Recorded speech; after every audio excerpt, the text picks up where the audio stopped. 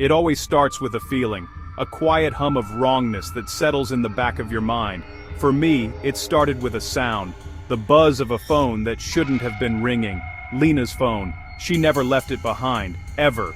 We had a pact, a silly little rule from years ago, always be reachable.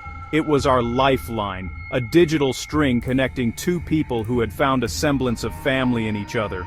So when I found her phone sitting on the kitchen counter, a faint ringtone vibrating against the cold granite, the silence of her apartment felt less like emptiness and more like a vacuum.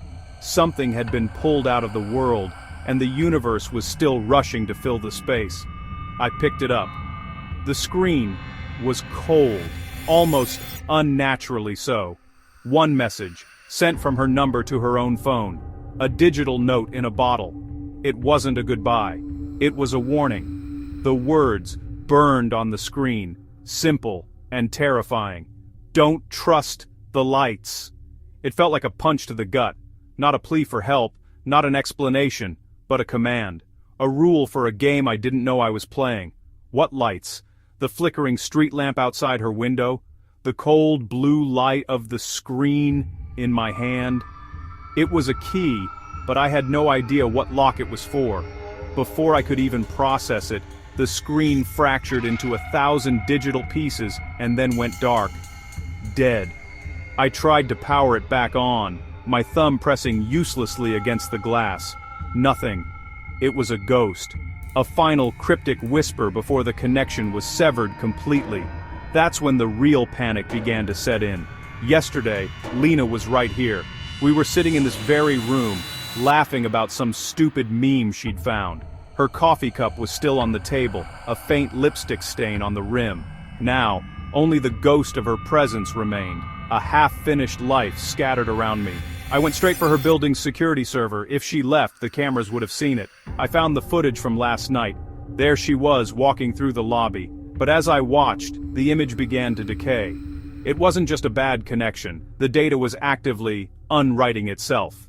Pixels dissolved, colors bled into a gray smear.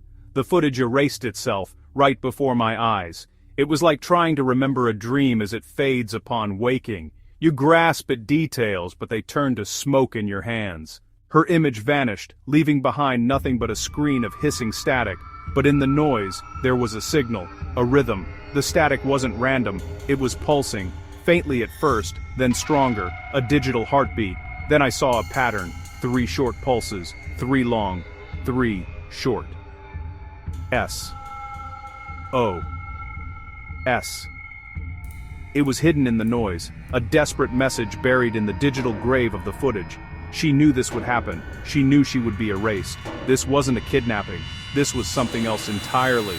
Something that could manipulate the very fabric of our recorded reality.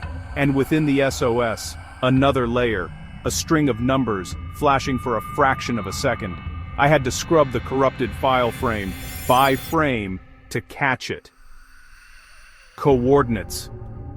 Not for her apartment, not for anywhere I recognized. It was a breadcrumb, left in the one place she knew I would look. The wreckage. I plugged them into a map. They pointed to a place we used to go to escape the city.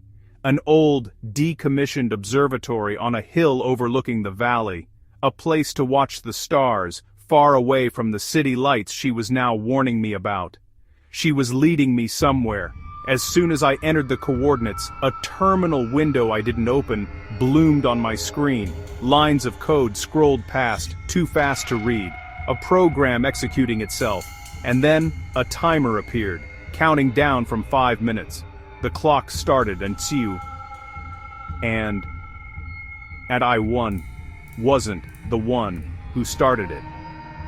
A cold dread washed over me. This wasn't just Lena's trail. I was being watched. The system she was fighting, it saw me. It was giving me a deadline. Or maybe she was. Maybe this was part of her plan. A test. I drove.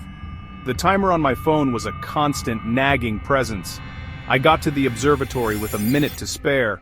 The gate was rusted, the numbers on the sign barely legible, but they matched. She led me here.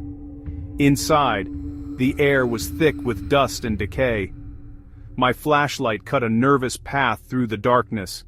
I found the main control room. It was a mausoleum of dead technology, but in the center, one monitor glowed. On it, a live security feed. A feed of me, standing in the doorway. A secondary camera. Something else was filming. Don't trust the lights.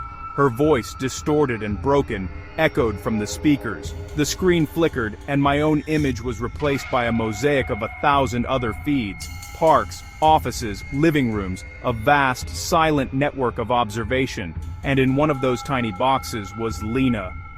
Frozen. This was the system. A silent, automated curator of reality. It didn't erase people. It just moved them. It shifted the world's attention, burying them under an avalanche of digital noise until they were effectively gone, displaced by what we choose to see. Lena hadn't been taken. She'd been deprioritized. The timer hit 0. A new message appeared on the screen. Choose.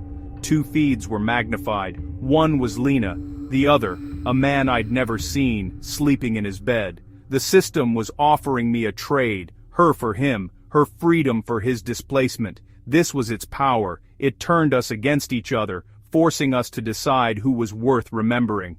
But Lena was smarter than that. Her warning, the coordinates, the timer. It wasn't a trail for me to save her.